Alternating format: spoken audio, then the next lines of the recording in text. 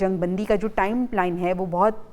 قریب ہے کہ ختم ہونے والی ہے، لیکن جنگ بندی پر تو ابھی تک اتفاق نہیں ہوا، تو وہ امن معاہدے کا کیا بنا؟ وہ معاہدہ جس کے بارے میں کہا جا رہا تھا کہ معاہدہ بس طے ہی ہونے والا ہے، کیا کہیں گے آپ؟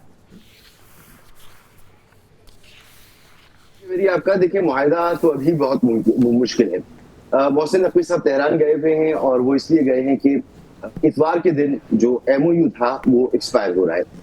ایم او یو کو ایران اور امریکہ دونوں کی طرف سے پہلے ہی کہہ دیا گیا تھا کہ یہ قابل عمل نہیں ہے اور اس سے کا انکار کر دیا گیا تھا، لیکن بہرحال ایک ڈاکومنٹ موجود ہے اور یہی ایک راستہ ساری دنیا کے سامنے موجود ہے جو جتنے بھی وہ ممالک ہیں جو میڈیشن کر رہے ہیں یا چاہتے ہیں کہ یہ جنگ ختم ہو، بالخصوص پاکستان اور قطر اور سعودی عرب، عمان وغیرہ،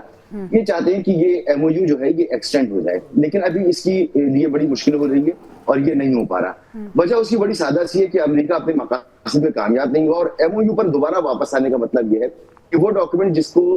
سائن کرنے کے بعد ڈونلڈ ٹرمپ کو شدید تنقید کا سامنا کرنا پڑا، اس کو کہا گیا کہ وہ ڈاکومنٹ آف سرنڈر ہے، اس ڈاکومنٹ کو وہ دوبارہ سائن نہیں کرنا چاہتے، وہ اس سے کچھ بہتر ڈیل چاہتے ہیں۔ بدقسمتی سے انہیں بہتر ڈیل مل نہیں رہی، اور ایران اپنی پاور آف اسٹرینتھ پر پہلے دن سے موجود تھا، اور جتنی دیر تک یہ جنگ بڑھتی چلی جا رہی ہے، ایران اپنی اسٹرینتھ کو یعنی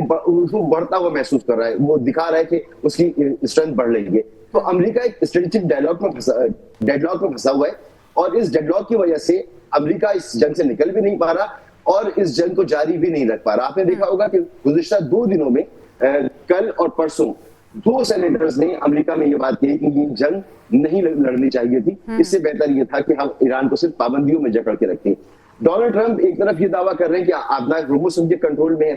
دوسری طرف ہم یہ دیکھ رہے ہیں کہ آبنائے ہرمز سے 120 کنٹینر گزرتے تھے، بمشکل 8 کنٹینر اوسطاً وہاں سے گزر رہے ہیں، جس کا مطلب یہ ہے کہ آبنائے ہرمز پہ اب بھی ایران کا کنٹرول ہے۔ تو لبنان میں بھی جنگ جاری ہے،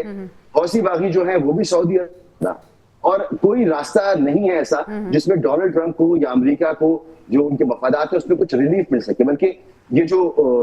ایم او یو میں جو شرائط شامل تھی 14 شرائط، ایران اس پر مزید سخت ہو گیا ہے۔ تو اس وقت معاہدہ اس کی کوئی امکان موجود نہیں ہے، یہ صورتحال اسی طرح سے چلے گی۔ بس اب دیکھنا یہ ہے کہ کس میں کتنا اسٹیمنا ہے۔ لگ تو یہ رہا ہے کہ شاید امریکہ اس جنگ کو زیادہ دیر جاری نہیں رکھ پائے گا۔